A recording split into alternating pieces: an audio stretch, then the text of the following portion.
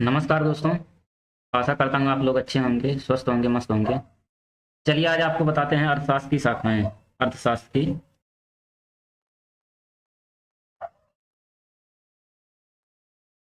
शाखाएं, branch of economics.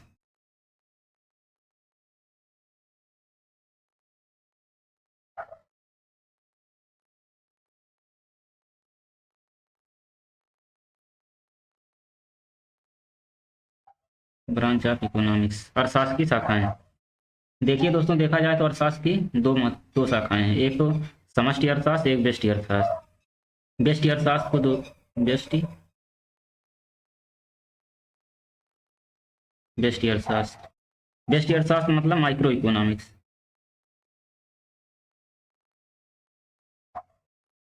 ठीक, micro economics हो गया। उसके बाद दूसरा है समष्टि अर्थशास्त्र।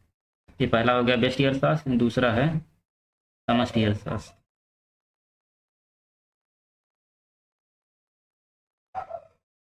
ठीक, मैक्रो इकोनॉमिक्स।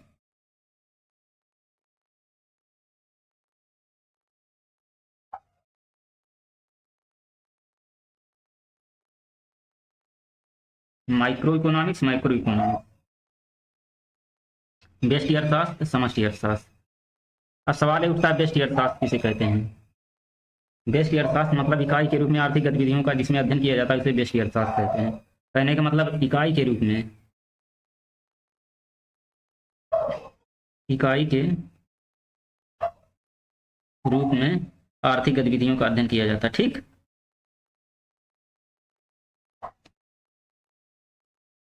आर्थिक गतिविधियों का अध्ययन। ठीक, आर्थिक गतिविधियों का अध्ययन किया जाता है।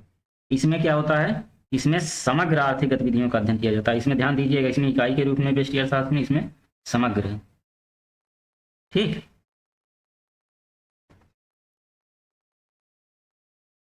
समग्र आर्थिक गतिविधियों का अध्ययन किया जाता है। अब सवाल ये उठता है कि व्यष्टि अर्थशास्त्र के अंतर्गत हमें जो है क्या क्या पढ़ना है। व्यष्टि अर्थशास्त्र के अंतर्गत क्या क्या आता है, देखिए पहला तो ये आता है व्यक्तिगत स्तर पर ये अध्ययन किया जाता है। व्यक्तिगत स्तर पर। ठीक, और दूसरा है इसमें मांग आता है, डिमांड। ठीक, डिमांड हो गया। इंडिविजुअल लेवल है, इंडिविजुअल लेवल।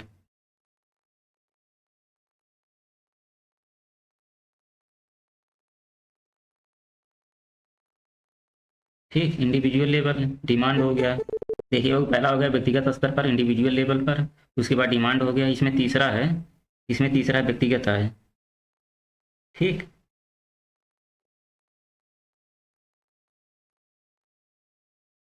Personal income.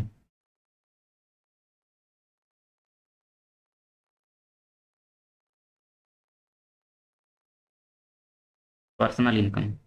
उसके बाद समष्टि अर्थशास्त्र के अंतर्गत जो है क्या क्या आएगा, समष्टि।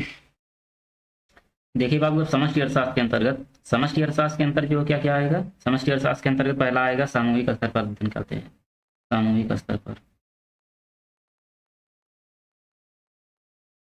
सामूहिक स्तर पर, कलेक्टिव लेवल। उसके बाद दूसरा है कुल मांग। ठीक, कुल मांग। उसके बाद तीसरा है राष्ट्रीय आय, नेशनल इनकम। देखिए बाबू, अर्थशास्त्र की दो शाखाएं हैं, व्यष्टि अर्थशास्त्र, समष्टि अर्थशास्त्र। व्यष्टि अर्थशास्त्र में इकाई के रूप में आर्थिक गतिविधियों का अध्ययन करते हैं। समष्टि अर्थशास्त्र में समग्र आर्थिक गतिविधियों का अध्ययन करते हैं। उसके बाद जो व्यष्टि अर्थशास्त्र के अंतर्गत व्यक्तिगत स्तर पर अध्ययन किया जाता है, इसमें मांग का अध्ययन करेंगे, इसमें व्यक्तिगत आय का अध्ययन करेंगे। उसके बाद समष्टि अर्थशास्त्र में सामूहिक स्तर पर अध्ययन करेंगे, कुल मांग का अध्ययन करेंगे, राष्ट्रीय आय का अध्ययन करेंगे। ये सब बाबू हम इसको बाद में पढ़ाएंगे। क्यों? क्योंकि ये अर्थशास्त्र का पार्ट है और हमको जो है अर्थव्यवस्था पढ़ना है। इसको हम जो है बाद में पढ़ाएंगे। अब थोड़ा देखिए अर्थशास्त्र में जो नोबेल है उसके बारे में देख लीजिए। अर्थशास्त्र।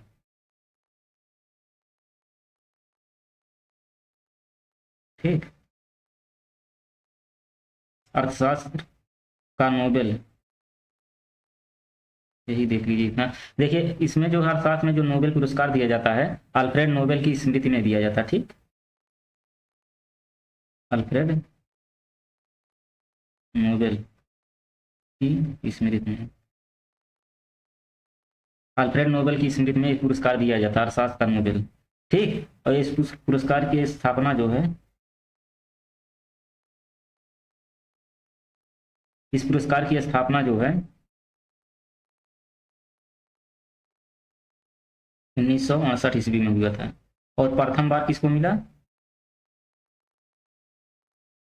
प्रथम बार नोबेल 1969 में मिला। सवाल पूछेगा अर्थशास्त्र में प्रथम बार नोबेल कब मिला, तो आपका जवाब होगा 1969 में। और सवाल पूछेगा अर्थशास्त्र में नोबेल पुरस्कार की स्थापना 1968 में हुई, अल्फ्रेड नोबेल की स्मृति में हुई। ठीक, ऐसे सवाल बनेगा। उसके बाद सवाल ये भी पूछ सकता है, जैसे एक सवाल ये भी बन सकता है अर्थशास्त्र में, भारतीय मूल के प्रथम व्यक्ति को अर्थशास्त्र में नोबेल कब मिला? ठीक, कब मिला और किसे मिला? ठीक, भारतीय मूल के प्रथम व्यक्ति,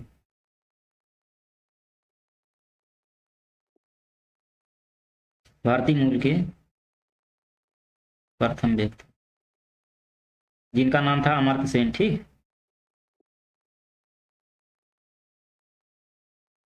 इनको नोबेल जो है 1998 में मिला। ठीक, और किस क्षेत्र में मिला, ये भी सवाल बन सकता है कि अमर्त्य सेन को 1998 में अर्थशास्त्र का नोबेल जो है किस क्षेत्र में मिला था, तो आपका जवाब होगा लोक कल्याणकारी अर्थशास्त्र के लिए। ठीक, लोक कल्याणकारी अर्थशास्त्र के लिए। ओके, और ये भी सवाल बन सकता है कि भारतीय मूल के दूसरे व्यक्ति, ये तो भारतीय मूल के प्रथम व्यक्ति थे। ठीक, अब सवाल आएगा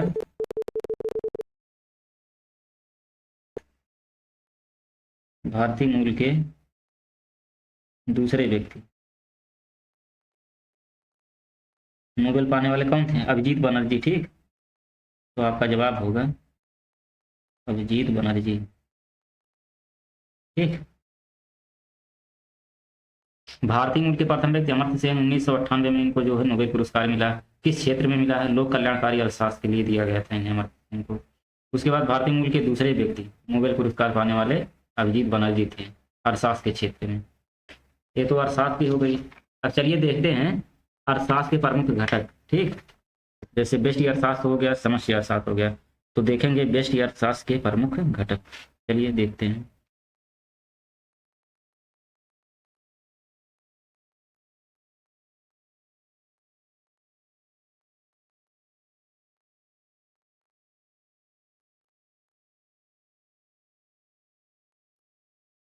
व्यष्टि अर्थशास्त्र के प्रमुख घटक,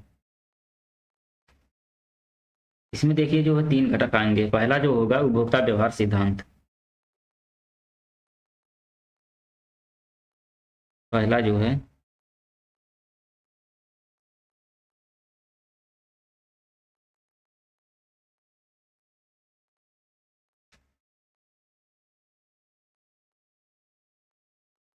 और दूसरा है उत्पादक व्यवहार सिद्धांत।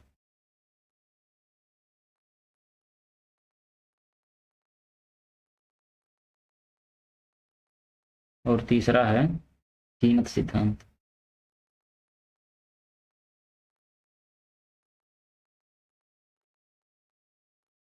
कहने का मतलब कॉस्ट प्रोडक्शन, ये है प्रोडक्शन थ्योरी।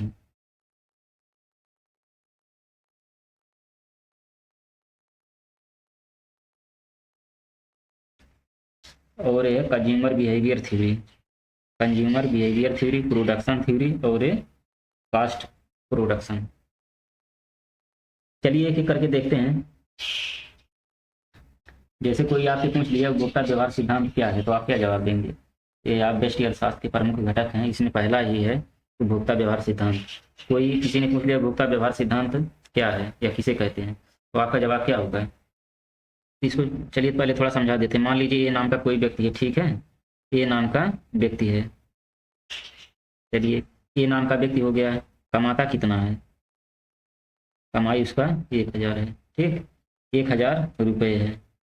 ए नाम का व्यक्ति 1000 रुपये कमा रहा है।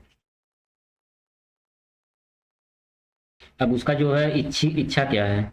मान लीजिए ये नाम का व्यक्ति है, 1000 रुपये कमा रहा है, तो खाने का ज़्यादा शौकीन हो सकता है। ठीक, खाने का ज़्यादा शौकीन हो सकता है, घूमने का भी, घूमने का ज़्यादा शौकीन हो सकता है, खेलने का है, पूरे व्यवहारिक तरीके से बता रहे हैं। एक बार समझ में आ गया भूलेगा नहीं, ठीक। खाने का ज़्यादा शौकीन हो सकता है, घूमने का ज़्यादा शौकीन हो सकता है, खेलने का ज़्यादा शौकीन हो सकता है। तो इस पैसे के व्यक्ति किस प्रकार से विभाजित करें कि उसे अधिकतम संतुष्टि मिले। उपभोक्ता व्यवहार सिद्धांत क्या कहता है कि जो 1,000 रुपये है, देख लीजिए, 1,000 रुपये को, मतलब इस रुपये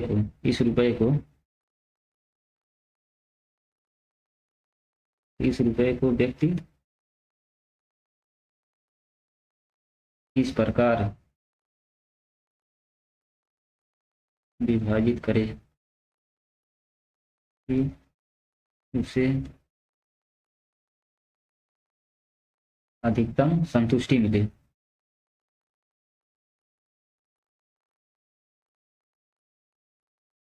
मैक्सिमम सेटिस्फैक्शन, ठीक है। जैसे खाने पे ज़्यादा खर्च कर रहा, घूमने पे, खेलने पे, ठीक है।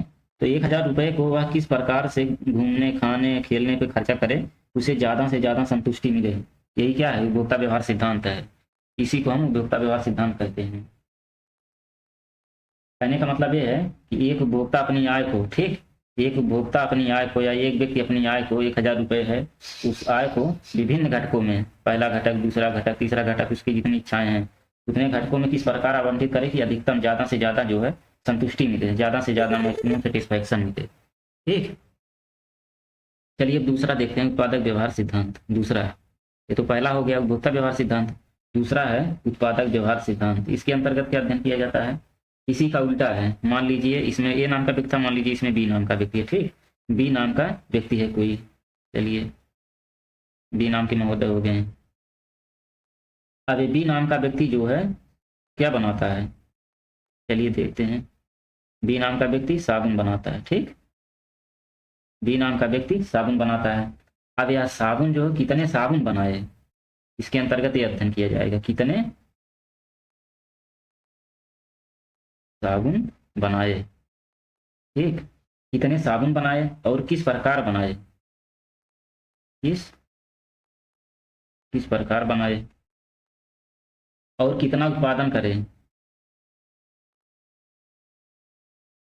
कितना उत्पादन करें ताकि ताकि अधिक से अधिक लाभ अर्जित किया जा सके, ताकि अधिक से अधिक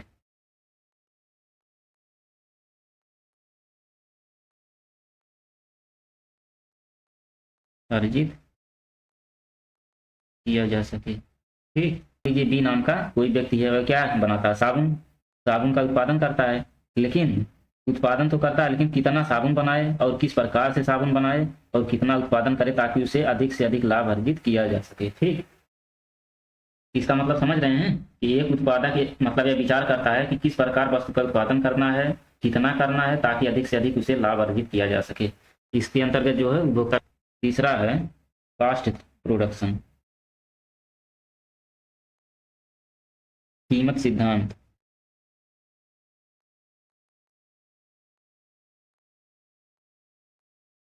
अब कीमत सिद्धांत के अंतर्गत हमें क्या देखना, चलिए इसे भी समझ लेते हैं। इसके अंतर्गत देखिए यह अध्ययन किया जाता है कि बाजार में वस्तुओं की कीमत किस प्रकार से निर्धारित होती है, ठीक। ये वैसे व्यष्टि अर्थशास्त्र का सबसे जो है महत्वपूर्ण घटक है। कीमत सिद्धांत देख लीजिए, व्यष्टि अर्थशास्त्र का सबसे महत्वपूर्ण महत्वपूर्ण घटक है। इसके अंतर्गत जो है बाजार में वस्तुओं की कीमत किस प्रकार निर्धारित होती है इसका अध्ययन किया जाता है। बाजार में वस्तुओं की कीमत किस प्रकार निर्धारित निर्धारित होती है, इसका अध्ययन किया जाता है।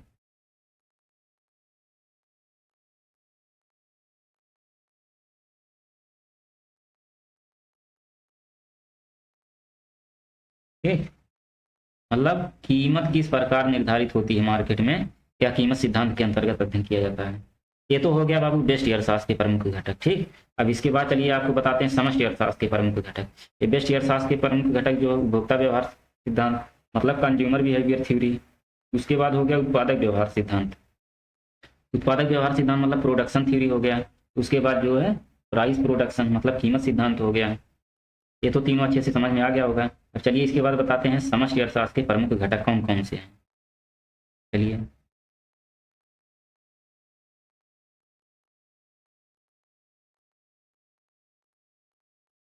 समष्टि अर्थशास्त्र के प्रमुख घटक। ठीक, इसमें देखिए विनिमय दर और भुगतान संतुलन देखेंगे, मतलब एक्सचेंज रेट और बैलेंस ऑफ पेमेंट। विनिमय दर और भुगतान संतुलन, इसका अध्ययन किया जाएगा।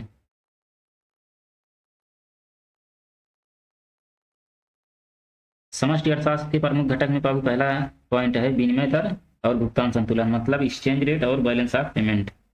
विनिमय दर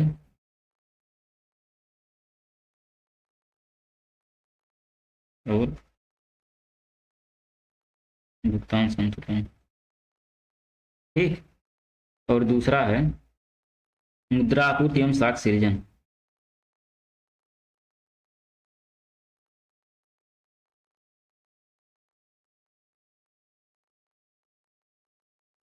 और तीसरा है सरकारी बजट।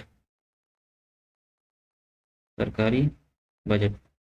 चौथा है मुद्रास्फीति एवं अस्फीति। ठीक, मुद्रास्फीति एवं अस्फीति। उसके बाद पांचवा है मौद्रिक नीति।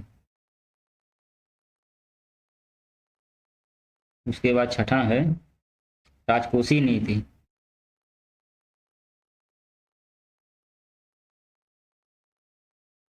यही 6-7 पॉइंट। एक पॉइंट इसमें और संतुलित उत्पाद। संतुलित उत्पाद। संतुलित उत्पाद, ये जो रोजगार से संबंधित सिद्धांत है। ठीक, संतुलित उत्पाद जो है रोजगार से संबंधित सिद्धांत है। देखिए समष्टि अर्थशास्त्र के प्रमुख घटक में जो एक्सचेंज रेट और बैलेंस ऑफ पेमेंट पहला हो गया, विनिमय दर और भुगतान संतुलन।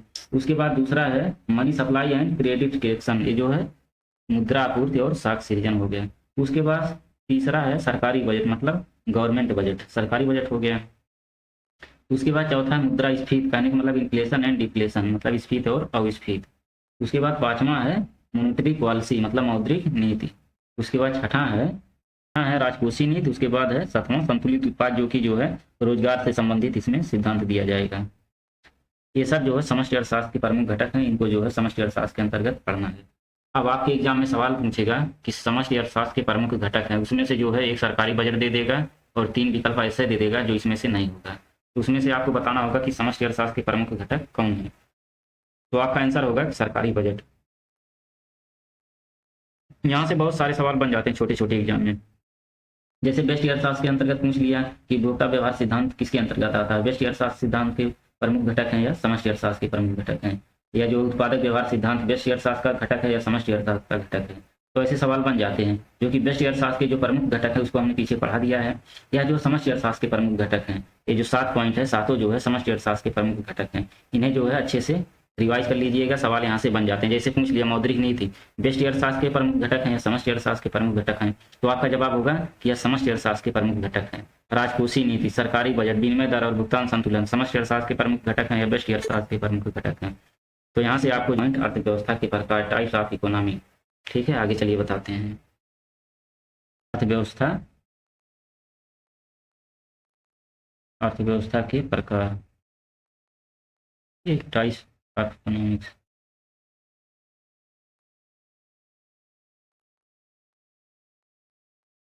टाइप्स ऑफ इकोनॉमी, इसमें जो है हम कई प्रकार से अध्ययन करेंगे। इसमें पहला पॉइंट है, इसमें जो है विश्व के साथ अंतर संबंधों के आधार पर। ठीक, विश्व के साथ अंतर संबंधों के आधार पर।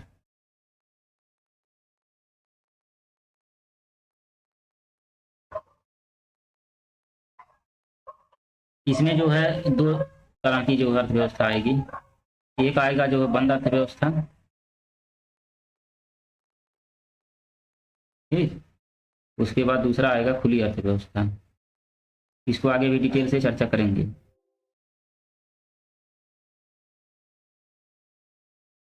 बंद अर्थव्यवस्था, खुली अर्थव्यवस्था। उसके बाद चलिए देखते हैं विकास के आधार पर अर्थव्यवस्था। दूसरा है विकास के आधार पर।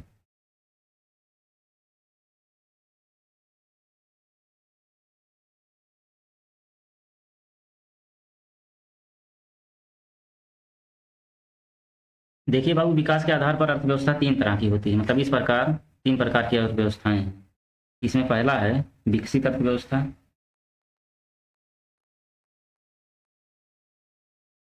विकसित अर्थव्यवस्था, ठीक।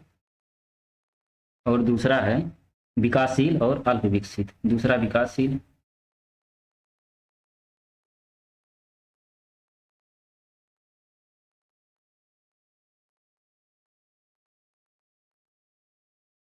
तीसरा है अल्प विकसित।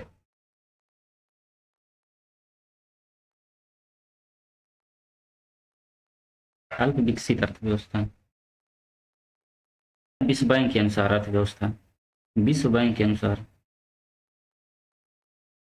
वर्ल्ड बैंक के अकॉर्डिंग।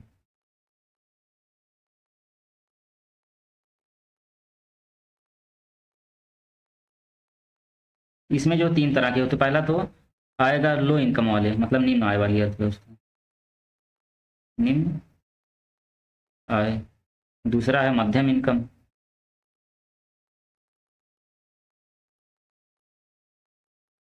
जो निम्न मध्यम।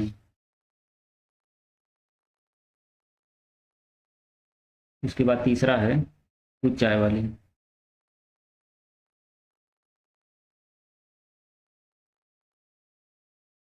उसके बाद चौथा पॉइंट है इसमें, देश समूह के आधार पर अर्थव्यवस्था कितने प्रकार की होती है। देश समूह के आधार पर, देश समूह के आधार पर। देखिए बाबू, अच्छे से जो है इसका रिवीजन कर लेंगे तो एक भी सवाल छूटेगा नहीं आपका। देश समूह के आधार पर अर्थव्यवस्था जो है प्रथम द्वितीय तृतीय चतुर्थ। प्रथम द्वितीय तृतीय चतुर्थ, ठीक। उसके बाद पांचवा पॉइंट है उसमें, इसमें संसाधनों के स्वामित्व के आधार पर, संसाधनों के स्वामित्व के आधार पर अर्थव्यवस्था कितने प्रकार की होती है, ठीक। तो इसमें हो जाएगा पहला पूंजीवादी, समाजवादी और मिश्रित। पूंजीवादी, दूसरा है समाजवादी अर्थव्यवस्था, ठीक। इसके बाद तीसरा है मिश्रित अर्थव्यवस्था। उसके बाद छठा नंबर है आपका विभिन्न क्षेत्रों की भूमिका के आधार पर। ये वेरी वेरी इंपॉर्टेंट है, वेरी वेरी इंपॉर्टेंट। विभिन्न क्षेत्रों की,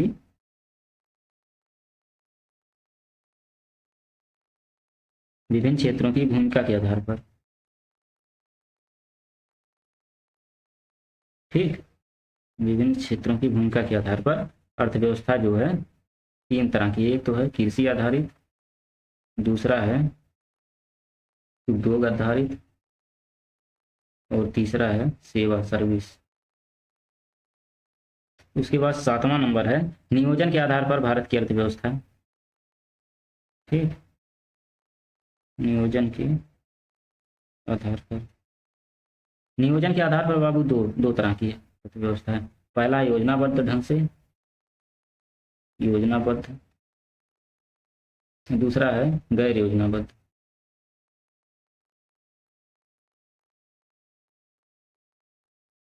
ठीक। चलिए अब इसको जो है एक एक करके अच्छे से देखते हैं। इसमें पहला है शेष विश्व के साथ अंतर संबंधों के आधार पर अर्थव्यवस्था।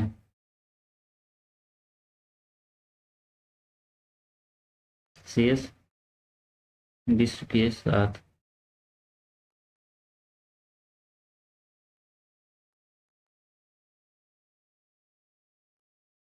अंतर संबंधों के आधार पर ठीक। शेष विश्व के साथ अंतर संबंधों के आधार पर अर्थव्यवस्था।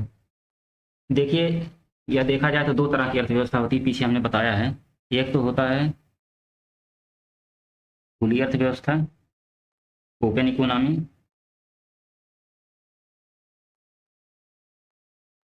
ठीक, खुली अर्थव्यवस्था। और दूसरा होता है क्लोज इकोनॉमिक। तो क्लोज इकोनॉमी, बंद अर्थव्यवस्था, ठीक। अब चलिए ओपन इकोनॉमिक किसे कहते हैं, या जो है खुली अर्थव्यवस्था का संबंध क्या होता है, चलिए यहीं पे बता दे रहे हैं।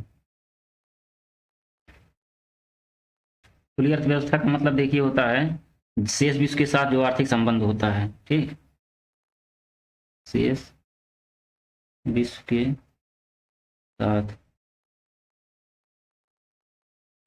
आर्थिक संबंध होता है, ठीक। इसमें क्लोज इकोनॉमिक में क्या होता है, शेष विश्व के साथ आर्थिक संबंध नहीं होता है। इसमें शेष विश्व के साथ आर्थिक संबंध होता है, इसमें आर्थिक संबंध नहीं होता है। जैसे मान लीजिए इंडिया है, ठीक, इंडिया है, इधर यूएसए है।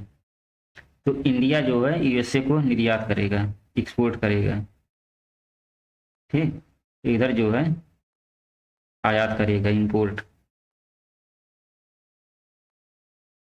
तो इसे कौन सी इकोनॉमी कहेंगे, ओपन इकोनॉमी कहेंगे।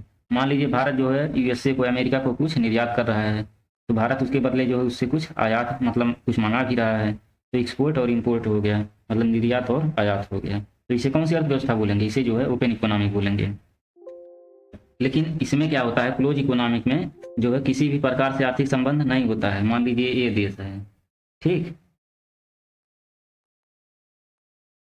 देश ए, देश बी, इन दोनों देशों के बीच में कोई भी लेन देन नहीं होगा। ये अपना इस साइड बाबू रहें, ये बाबू अपना इस साइड रहें, दोनों के बीच में कोई समझौता नहीं, कोई लेन देन नहीं। तो इसे कौन सी इकोनॉमी कहेंगे, क्लोज इकोनॉमी, मतलब बंद अर्थव्यवस्था। चलिए देखते हैं खुली अर्थव्यवस्था में क्या क्या होता है, ठीक। इसमें आयात व निर्यात होता है, आयात व निर्यात। उसके बाद दूसरा, इसमें जो उदारवाद, वैश्वीकरण तथा प्रतिस्पर्धा की नीति को अपनाना पड़ता है। इसमें उदारवाद, वैश्वीकरण, प्रतिस्पर्धा की नीति को अपनाना पड़ता है। जैसे इसका एग्जाम्पल देख लीजिए, इसमें जो है सभी देश, वर्तमान में सभी देशों की इकोनॉमी कौन सी इकोनॉमी है, ओपन इकोनॉमी है। जितने भी देश हैं सबकी जो है ओपन इकोनॉमी, खुली अर्थव्यवस्था है। भारत का 19 में, लेकिन भारत जो पहले मिक्स्ड इकोनॉमी था, लेकिन जो 1991 से झुका हुआ है ओपन इकोनॉमी की तरफ। भारत का झुकाव जो है 1991 से हुआ, जब उदारीकरण वैश्वीकरण की नीति अपनाया गया भारत में 1991, तब जो है ओपन इकोनॉमी की तरफ जो है भारत का झुकाव बढ़ा, ठीक। इसमें कौन कौन से देश आते हैं, जैसे हांगकांग हो गया, सिंगापुर हो गया। लेकिन जान ही रहे हैं आधुनिक विश्व की लगभग सभी अर्थव्यवस्थाएं, जितनी भी अर्थव्यवस्थाएं हैं, सभी अर्थव्यवस्थाएं ओपन इकोनॉमी है, मतलब खुली अर्थव्यवस्था है, जितने भी देश हैं। अब चलिए बंद अर्थव्यवस्था में, क्लोज इकोनॉमिक में देखते हैं क्या क्या जो अध्ययन किया जाता है। पहला देखते हैं, इसमें आयात व निर्यात नहीं होता है, ठीक। क्लोज इकोनॉमी के अंतर्गत आयात व निर्यात नहीं होता है। उसके बाद दूसरा पॉइंट, इसमें संरक्षणवाद की नीति को अपनाता है। देखिए एक चीज आपको बता देते हैं, संरक्षणवाद, एक चीज आया है अभी बता रहे हैं, संरक्षणवाद की नीति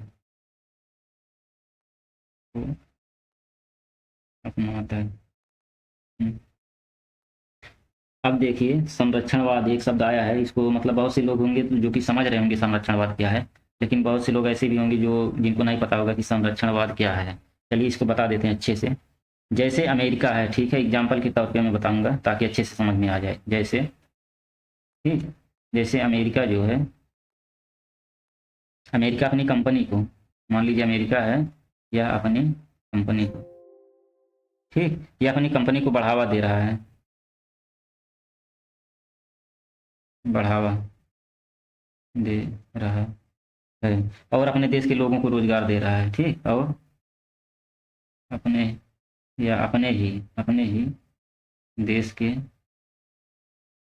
लोगों को केवल रोजगार रोजगार दे रहा है, तो उसे कौन सा संरक्षणवाद की नीति कहेंगे, ठीक। जैसे भारत है, भारत केवल अपने देश की कंपनी को बढ़ावा दे, उसके बाद केवल भारत के ही लोग इसमें जो है रोजगार मतलब मिले, बाहर के लोगों को ना मिले, तो यह जो है भारत संरक्षणवाद को बढ़ावा देगा, इसे ही संरक्षणवाद कहते हैं, ठीक।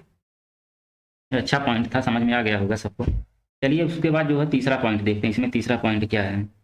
तीसरा पॉइंट यह है कि यह एक आदर्श स्थिति है, ठीक, आदर्श स्थिति है, यह एक आदर्श स्थिति, यह एक आदर्श स्थिति है।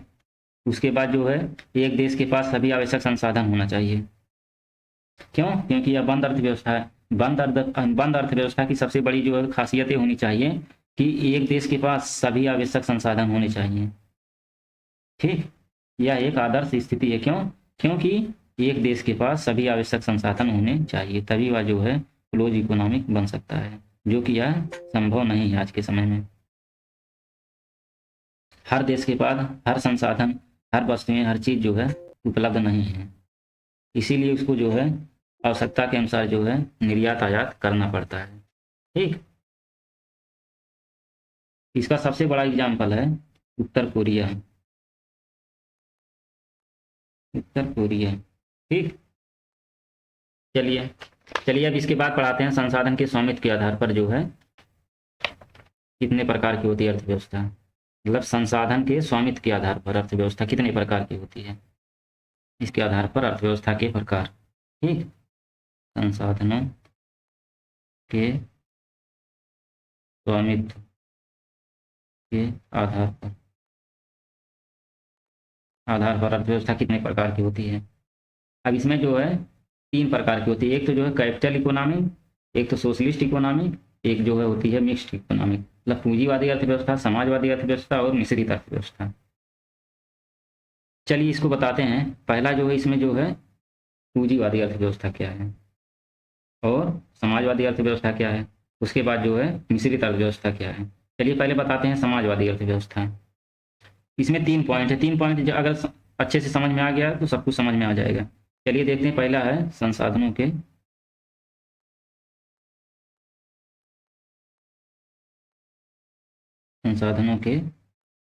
स्वामित्व के आधार पर, और दूसरा पॉइंट क्या है, उत्पादन के साधन, उत्पादन के साधन, और इसमें तीसरा पॉइंट जो है आएगा सरकार की भूमिका,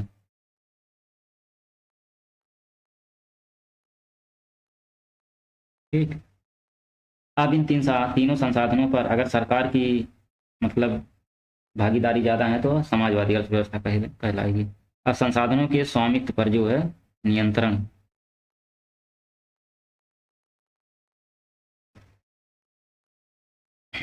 संसाधनों के स्वामित्व पर नियंत्रण,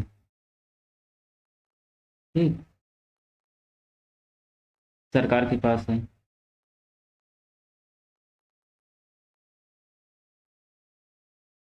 एक चीज को ध्यान दीजिएगा, उसके बाद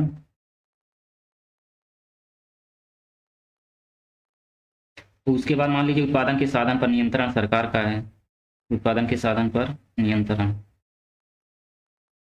नियंत्रण भी सरकार के पास है। तो उसके बाद सरकार की भूमिका जो है पूरा नियंत्रण है सरकार के पास। तो वह कौन सी अर्थव्यवस्था है ये? तो वह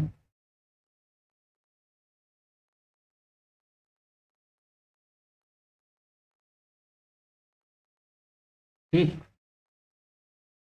इसमें पहले देखिए संसाधनों के स्वामित्व, उत्पादन के साधन और सरकार की भूमिका। संसाधनों के स्वामित्व पर नियंत्रण सरकार का है, उत्पादन के साधन पर नियंत्रण भी सरकार का है, उसके बाद सरकार की भूमिका पर पूरा नियंत्रण जो है सरकार की जहाँ जहाँ भूमिका है उस पर पूरा कब्जा, जो पूरा नियंत्रण सरकार का है, जो सब कुछ सरकार के पास है, तो जो है वह कौन सी अर्थव्यवस्था होगी? सरकारी अर्थव्यवस्था होगी। अब इसी का उल्टा देख लीजिए, जस्ट उल्टा एकदम देख लीजिए, समझ में आ जाएगा अगर एक डायग्राम समझ गए तो।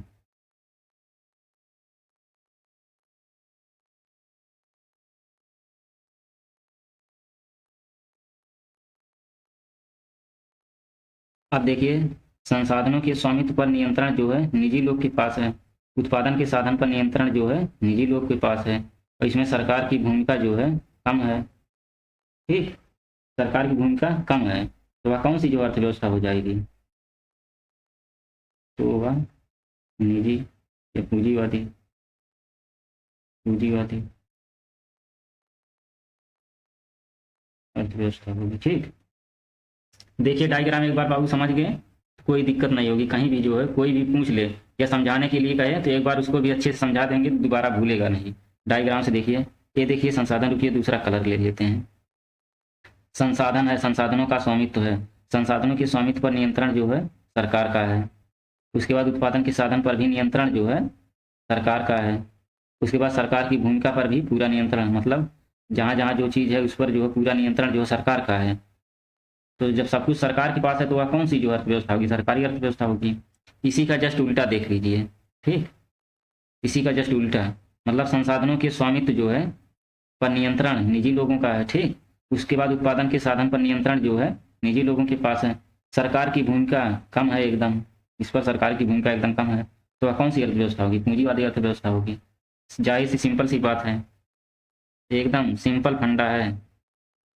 ठीक, देखिए बाबू, पहला है पूंजीवादी अर्थव्यवस्था।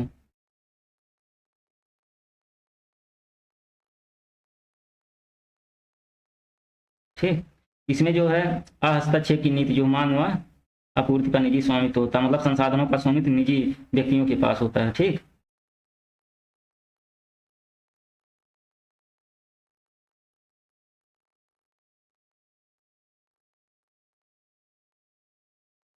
संसाधनों का स्वामित्व निजी व्यक्तियों, निजी व्यक्तियों के पास होता है। उसके बाद दूसरा है संसाधनों का मुक्त प्रवाह होता है। ठीक, संसाधनों, इसमें थोड़ा गलत हो गया, रुक जाइए। संसाधनों मुक्त प्रवाह होता है। उसके बाद तीसरा है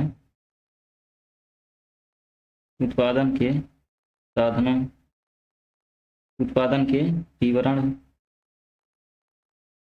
उत्पादन के विवरण और धन विनिमय पर निजी क्षेत्र का नियंत्रण होता है। धन के विनिमय पर निजी क्षेत्र का नियंत्रण होता है। ठीक, उसके बाद चौथा है, इसमें कौन कौन से देश आते हैं? इसमें जो अमेरिका आता है, पूंजीवादी है, अमेरिका हो गया, कनाडा हो गया, इत्यादि और सब सारे देश आते हैं पूंजीवादी अर्थव्यवस्था में। संसाधनों के स्वामित्व पर निजी, दूसरा है समाजवादी अर्थव्यवस्था। समाजवादी अर्थव्यवस्था में कौन कौन से देश आते हैं, इसमें क्या होता है, चलिए इसे देख लेते हैं। कलर चेंज कर लें। समाजवादी, समाजवादी अर्थव्यवस्था,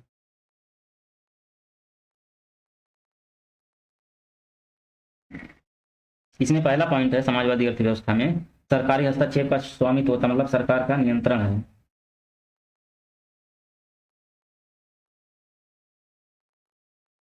सरकारी, सरकारी हस्तक्षेप व स्वामित्व, स्वामित्व, उत्पादन के साधन और उत्पादन के वितरण पर सार्वजनिक स्वामित्व होता है। ठीक, उत्पादन के साधनों और उत्पादन के वितरण, उत्पादन के वितरण कर सार्वजनिक स्वामित्व होता है। ठीक, इसमें कौन कौन से देश आते हैं, पहले इसे देख लीजिए कौन कौन से देश आते हैं। जैसे क्यूबा हो गया, ठीक, क्यूबा हो गया, उत्तर कोरिया हो गया, यही छोटे छोटे देश इसमें आते हैं। क्यूबा, उत्तर कोरिया जैसे देश आते हैं। इसे राज्य आधारित अर्थव्यवस्था भी कहा जाता है। ठीक, इसे राज्य आधारित, राज्य आधारित अर्थव्यवस्था भी कहा जाता है। अब मिश्रित अर्थव्यवस्था क्या है? मिश्रित अर्थव्यवस्था में सरकारी व निजी दोनों क्षेत्रों की सहभागिता होती है। इसमें कुछ है नहीं, मिश्रित अर्थव्यवस्था में जो सरकारी व निजी दोनों क्षेत्रों की सहभागिता होती है, इसमें दोनों का जो है स्वामित्व होता है। इसमें जो है भारत आता है मिश्रित अर्थव्यवस्था में, जैसे भारत हो गया, ठीक, भारत हो गया, स्वीडन हो गया, फ्रांस हो गया, यही सब देश आते हैं। भारत, स्वीडन, फ्रांस, यही सब देश आते हैं। इसमें सरकारी व निजी दोनों क्षेत्रों की सहभागिता होती है। चलिए एक एक करके डिटेल से पढ़ते हैं, जैसे पूंजीवादी कैपिटल इकोनॉमिक में इसको एक एक करके पूरा विस्तार से देखते हैं। ठीक, चलिए पहला है कैपिटल इकोनॉमी, पूंजीवादी अर्थव्यवस्था। ध्यान से पढ़िएगा।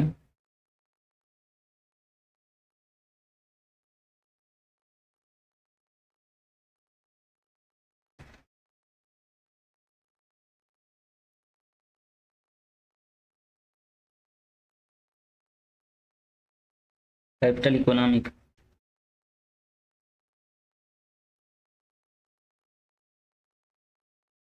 कैपिटलिस्ट या कैपिटल इकोनॉमिक, कैपिटलिस्ट।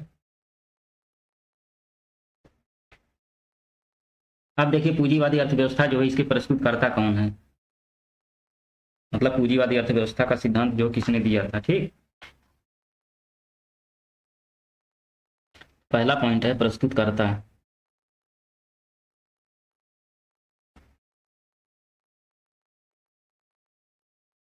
प्रस्तुतकर्ता स्कॉटलैंड के अर्थशास्त्री एडम स्मिथ ने दिया था। एक अर्थशास्त्री हैं एडम स्मिथ। निवासी कहाँ के थे, ध्यान से देखिएगा, स्कॉटलैंड के, स्कॉटलैंड के अर्थशास्त्री थे। मतलब अभी सवाल पूछ लिया कि पूंजीवादी अर्थव्यवस्था का सिद्धांत किसने दिया, किसने दिया, एडम स्मिथ महोदय ने दिया, अर्थशास्त्री थे। कहाँ के निवासी थे, स्कॉटलैंड के निवासी थे। इनकी पुस्तक का क्या नाम है, पूछ लिया, पुस्तक द वेल्थ ऑफ नेशन।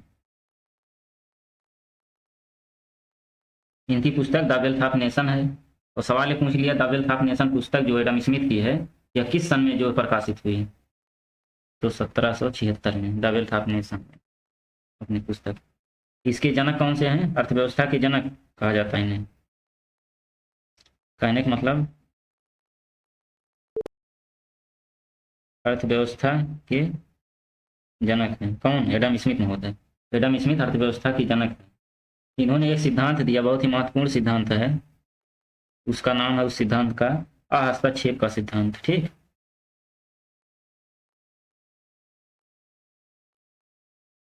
हस्तक्षेप का सिद्धांत इन्होंने दिया। ये तो पहला पॉइंट हो गया प्रस्तुतकर्ता। अब दूसरा पॉइंट देख लीजिए, पूंजीवादी अर्थव्यवस्था में स्वामित्व निजी क्षेत्र के पास होता है। ठीक, पूंजीवादी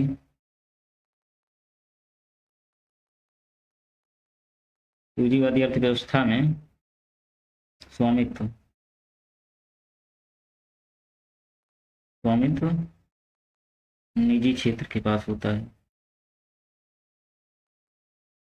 ठीक, तीसरा पॉइंट है बाजार की शक्तियां। बाजार की शक्तियां कौन कौन सी हैं, देख लीजिए बाजार की शक्तियां। बाजार की शक्तियां कोई पूछ लेगा कौन कौन सी है, तो एक डिमांड है, सप्लाई है। डिमांड, सप्लाई, मांग और पूर्ति। बाजार की ये दोनों शक्तियां मांग और पूर्ति अर्थव्यवस्था या आर्थिक क्रियाएं को संचालित करती हैं। ठीक, मांग और पूर्ति अर्थव्यवस्था या आर्थिक क्रियाएं अब हमने पीछे पढ़ाया है आपको आर्थिक क्रियाएं कौन कौन सी हैं। ठीक, अर्थव्यवस्था की आर्थिक क्रियाएं कौन कौन सी हैं, चलिए यहाँ पर भी बता देते हैं। पहला है उत्पादन, उत्पादन, उपभोग, विनिमय और वितरण। विनिमय। अब सवाल आपको बन सकता है, एग्जाम में सवाल बन सकता है कि जो है आर्थिक क्रियाएं कौन कौन सी, उत्पादन, उपभोग, विनिमय, वितरण, इसी में जो है एक विकल्प दे देगा, एक नहीं देगा।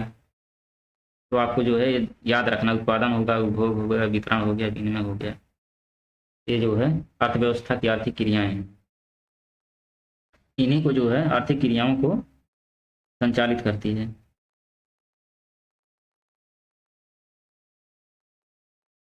कौन पूंजीवादी अर्थव्यवस्था। तो चौथा पॉइंट आपका है, इसमें जो कौन कौन से देश आते हैं, जैसे अमेरिका हो गया, अमेरिका, ब्रिटेन, उसके बाद जो है सरकार के हस्तक्षेप का अभाव होता है इसमें। ठीक, पूंजीवादी अर्थव्यवस्था में राज्य एवं सरकार के हस्तक्षेप का क्या होता है, अभाव होता है, किसमें, पूंजीवादी अर्थव्यवस्था में। उसके बाद छठा पॉइंट है इसमें, सरकार केवल गलत आर्थिक गतिविधियों को नियंत्रित करेगी। ये नहीं कि जो कोई अगर पूंजीवादी अर्थव्यवस्था है वहाँ पे कोई अच्छा कार्य कर रहा है तो सरकार उसको भी नियंत्रित करेगी, ऐसी कोई बात नहीं है। जो अच्छा काम कर रहा है बल्कि सरकार उसको जो है और प्रोत्साहन देती है कि और अच्छा करिए। तो इसमें सरकार केवल गलत आर्थिक गतिविधियों को नियंत्रित करेगी। ठीक, सरकार सरकार केवल गलत आर्थिक आर्थिक गतिविधियों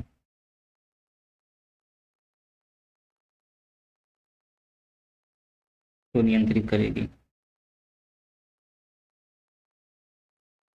उसके बाद सातवां पॉइंट है, सामाजिक कल्याण का लक्ष्य नहीं होता इनका, केवल बस लूटो खाओ, लूटो खाओ, लूटो खाओ, धन कमाओ, धन कमाओ।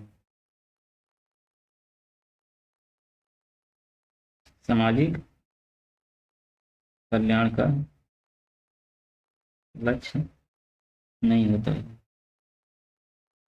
चलिए, ये तो जो है पूंजीवादी अर्थव्यवस्था का पूरा ये है।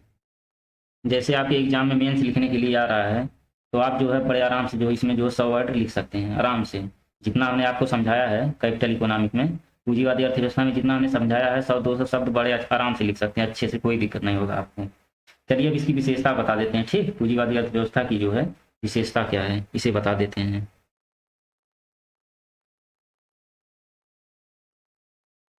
पूंजीवादी अर्थव्यवस्था की विशेषता, इसकी विशेषता, सबसे बड़ी विशेषता क्या है, इनका उद्देश्य जो है अधिकतम लाभ कमाना, सबसे बड़ी विशेषता है। इनका उद्देश्य क्या है,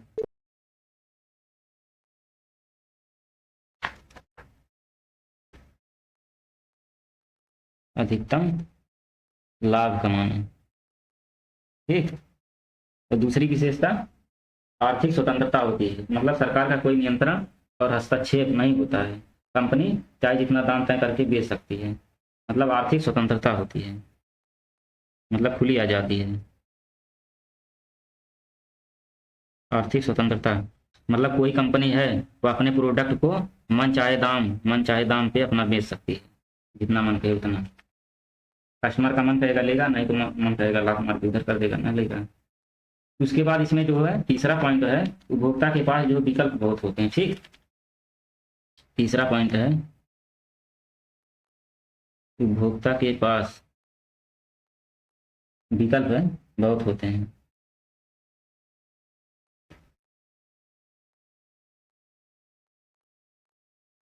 उपभोक्ता के पास विकल्प बहुत ज़्यादा होते हैं, अर्थात प्रतियोगिता बाजार में बहुत ज़्यादा से ज़्यादा जो बाजार होता है तो उपभोक्ता का जहाँ मन करे वहाँ से खरीदे अपना सामान। तो उपभोक्ता के पास जो है विकल्प बहुत सारे होते हैं। और सबसे बड़ी विशेषता इसमें ये है, पूंजीवादी अर्थव्यवस्था में आर्थिक असमानता होती है। क्या, आर्थिक असमानता। ठीक, आर्थिक असमानता होती है। चलिए अब इसके बाद जो देखते हैं समाजवादी अर्थव्यवस्था, कि समाजवादी अर्थव्यवस्था क्या है। पहला पूंजीवादी था, अब इसके बाद जो है समाजवादी अर्थव्यवस्था है। यह समाजवादी अर्थव्यवस्था जो है पूंजीवादी अर्थव्यवस्था का विरोध करता है। क्यों? क्योंकि दोनों एक दूसरे के विरोधाभासी हैं। ये जो है समाजवादी अर्थव्यवस्था पूंजीवादी अर्थव्यवस्था का सीधा सीधा विरोध करता है। चलिए इसके बाद बताते हैं समाजवादी अर्थव्यवस्था। सोशलिस्ट इकोनॉमी, पहला था कैपिटलिस्ट इकोनॉमी पूंजीवादी अर्थव्यवस्था, दूसरा है सोशलिस्ट इकोनॉमी समाजवादी अर्थव्यवस्था। चलिए इसको देखते हैं।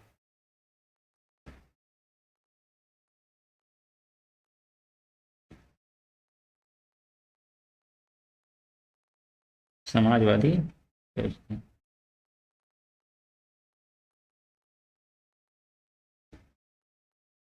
अब पहला पॉइंट इसमें है प्रस्तुत करता है। ठीक, मतलब समाजवादी अर्थव्यवस्था को किसने प्रस्तुत किया था?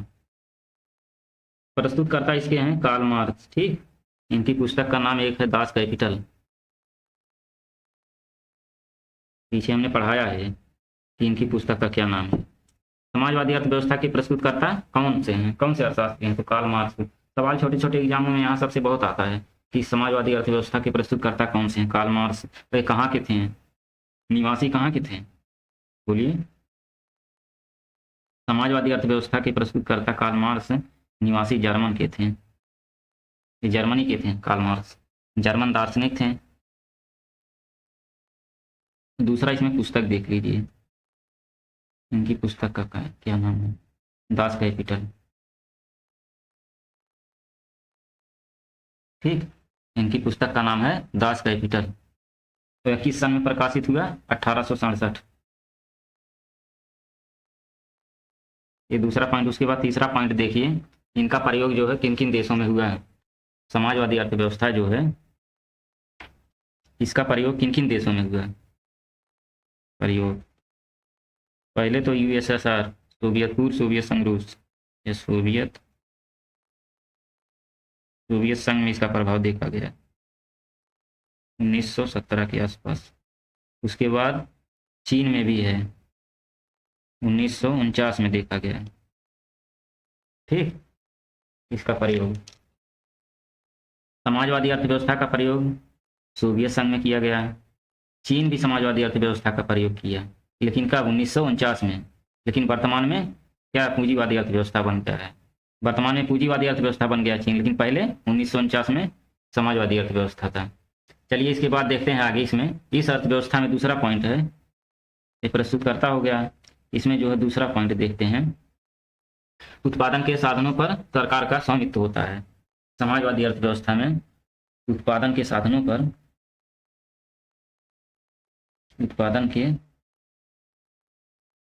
पर सरकार का स्वामित्व होता है। ठीक, समाजवादी अर्थव्यवस्था में। उसके बाद तीसरा पॉइंट है आर्थिक क्रियाएं कौन कौन सी? वही पीछे वाला है। आर्थिक क्रियाओं पर सरकार या अर्थव्यवस्था की आर्थिक क्रियाओं को सरकार संचालित करती है। आर्थिक क्रियाओं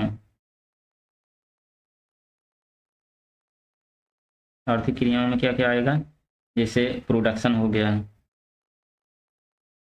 उत्पादन उपभोग, विनिमय वितरण।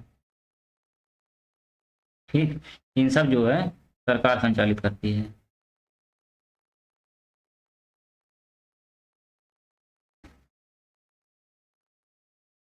ठीक, इसमें कौन कौन से देश आएंगे? एग्जाम्पल के तौर पे देख लिया जाए, सोवियत संघ आएगा इसमें, चीन, वियतनाम, ठीक, उत्तर कोरिया, ये सब समाजवादी अर्थव्यवस्था में आएंगे। क्यूबा क्यूबा भी आएगा इसी में। ठीक, क्यूबा, ये सारे देश जो है समाजवादी अर्थव्यवस्था में आएंगे।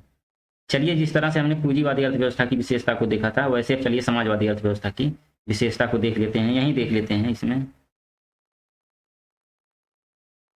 विशेषता। अब विशेषता क्या है?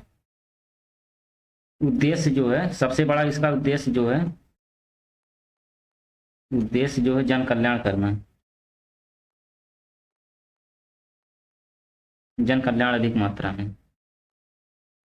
समाजवादी अर्थव्यवस्था का मुख्य उद्देश्य जो है जन कल्याण करना है, ठीक।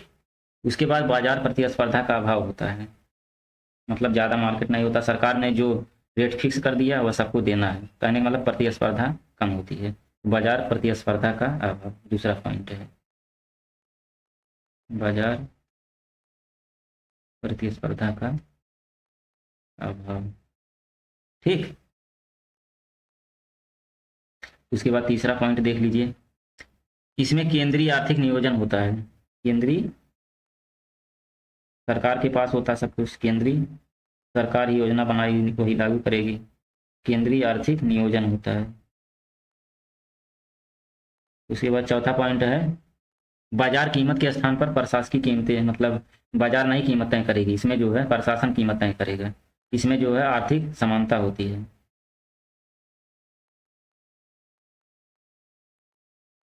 आर्थिक समानता होती है, आर्थिक समानता होगा। उसके बाद बाजार की कीमत के स्थान पर प्रशासकीय कीमतें तय करती, मतलब सरकार जो है कीमत निर्धारित करेगी। इसके बाद चलिए देखते हैं मिश्रित अर्थव्यवस्था, तीसरा पॉइंट है मिश्रित अर्थव्यवस्था, ठीक।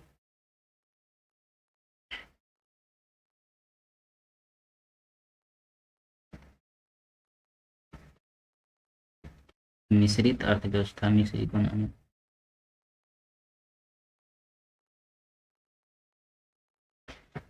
इसमें पहला पॉइंट देखते हैं प्रस्तुत करता है, प्रस्तुत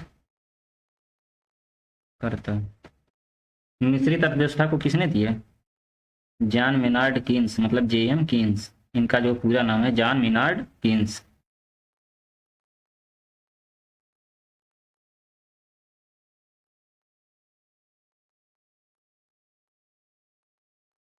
चलिए, निवासी कहाँ के थे? निवासी ब्रिटिश के थे, ये ब्रिटिश अर्थशास्त्री थे,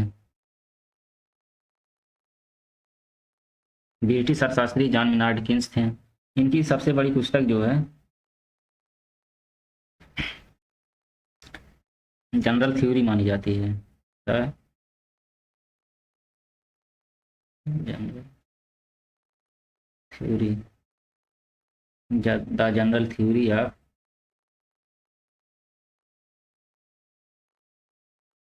employment, employment interest, interest and money, ठीक। इसका प्रयोग जो है, अच्छा सबसे बड़ी दिक्कत ये है इसमें देखिएगा, कारण मिश्रित अर्थव्यवस्था के जो प्रस्तुतकर्ता जेएम कीन्स हैं, ब्रिटिश निवासी हैं, इन्होंने ये general theory of employment interest and money की पुस्तक जो है देने के पीछे कारण क्या था? सबसे बड़ा कारण जो है 1929 की वैश्विक महामंदी, ठीक। 1929 की वैश्विक, मतलब पूरे विश्व पर, पूरे विश्व पर वैश्विक महामंदी आई थी पूरे विश्व में। उसके बाद दूसरा पॉइंट देख लीजिए, पहला हो गया, ये दूसरा हो गया, यह पूंजीवादी तथा राज्य आधारित अर्थव्यवस्था का मिश्रित रूप है। मिश्रित अर्थव्यवस्था जो है पूंजीवादी, उसके बाद राज्य आधारित,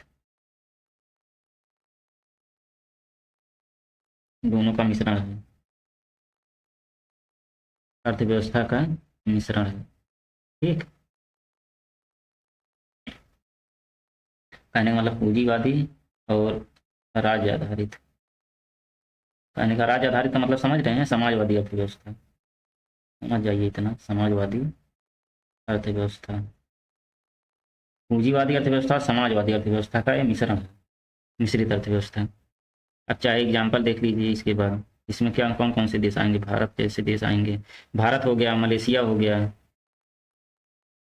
नॉर्वे हो गया, इत्यादि सारे देश आएंगे, यही सब, भारत, मलेशिया, नॉर्वे, यही सब देश आएंगे मिश्रितवादी अर्थव्यवस्था में।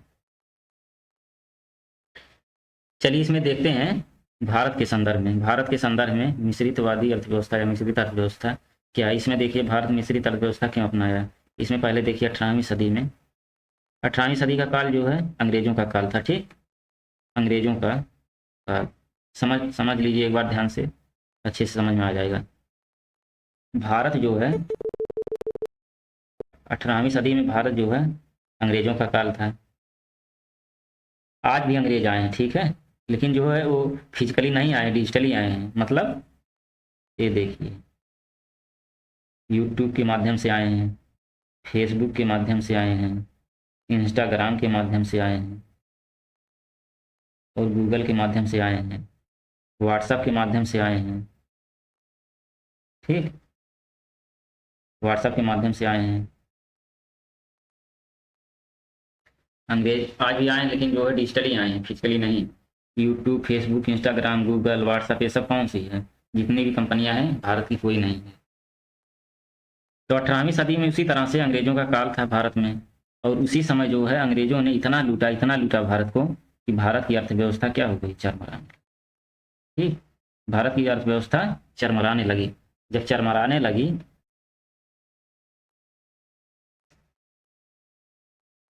जब भारत की अर्थव्यवस्था चरमराने लगी, तो अंग्रेज लूट लूट ले जा रहे थे। तो दादा भाई नौरोजी ने, जब अंग्रेज जो है यहाँ से धन लूट लूट के ले जा रहे थे, तो दादा भाई नौरोजी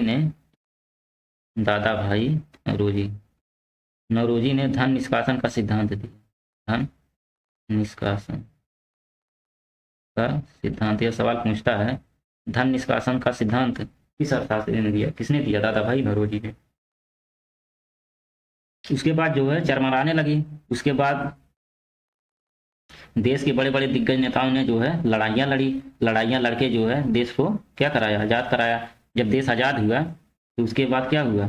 देश आज़ाद के बाद जो है नेहरू नेहरू के नेतृत्व में मिक्स्ड इकोनॉमी, नेहरू के नेतृत्व में मिक्स्ड इकोनॉमिक जो है अपनाया गया है। मतलब मिश्रित अर्थव्यवस्था को अपनाया गया। लेकिन यहाँ पे देख लीजिए, एक चीज़ ये हुआ कि 1991 में उदारीकरण, निजीकरण और वैश्वीकरण को बढ़ावा दिया। आर्थिक मंदी के समय भारत के पास जो है विदेशी मुद्रा में कमी के कारण जो है भारत का झुकाव जो है उदारीकरण, निजीकरण, वैश्वीकरण, मतलब ओपन इकोनॉमी की तरफ जो है गया, पूंजीवादी अर्थव्यवस्था की तरफ जो है धीरे धीरे जाने लगा। क्यों?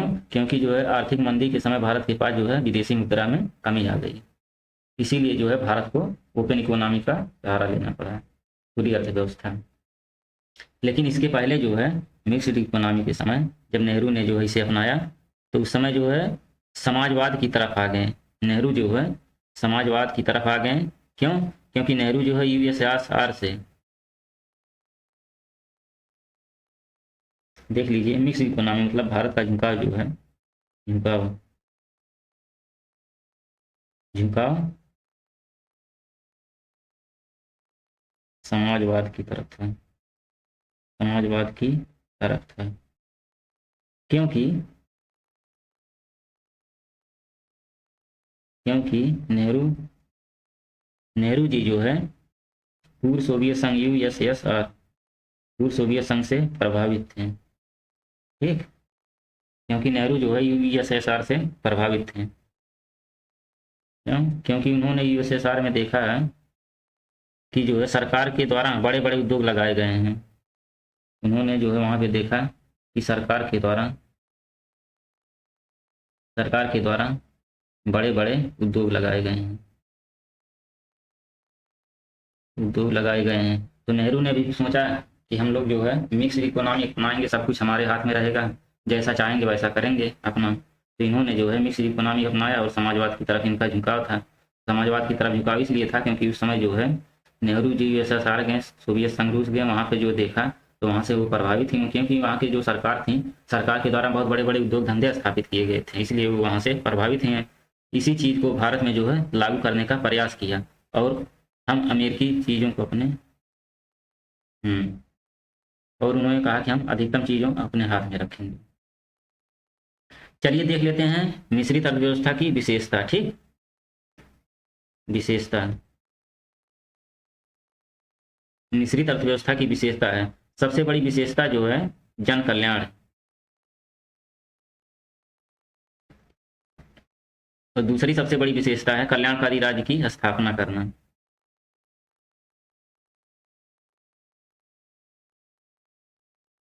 राज्य की स्थापना स्थापना करना। और तीसरा है आर्थिक नियोजन।